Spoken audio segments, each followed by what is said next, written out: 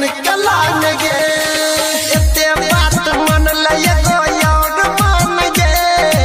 एते बात मन लय गो और मान गे तोरे हाथे मरबो जहर किन कलान गे डीजे गुड मधुबनी डीजे गुड मधुबनी डीजे गुड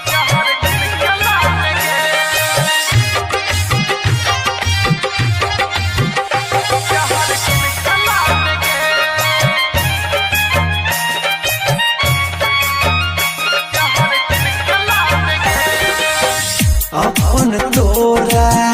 मानैरी हो तैयो हमार नहीं भेला गे तैयो हमार नहीं भेला गे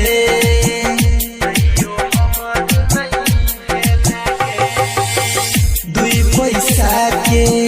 लोभ में आई के हमारा तोय ठोका गई लगे हमारा तोय ठोका गई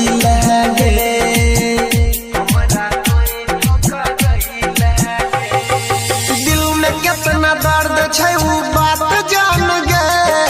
दिल में कितना दर्द छै उ बात जान गे तोरे हाथे मरबो जहर किन कलान गे एते बात मन लय गो और मान गे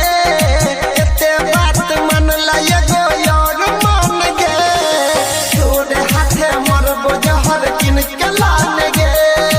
एते बात मन लय गो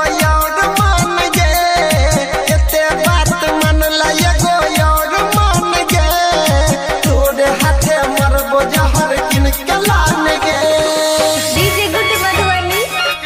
डीजे गुड मधुबनी डीजे गुड मधुबनी अभी आप सुन रहे हैं तेनवाही से मां दुर्गा म्यूजिक की प्रस्तुति।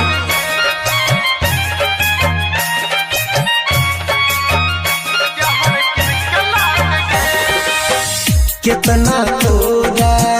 मानैरी हो बात तानी बुझैगे बात तानी बुझैगे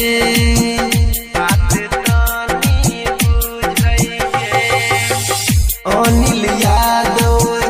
अंकित से तो कुछो नहीं सूझैगे कुछो नहीं सूझैगे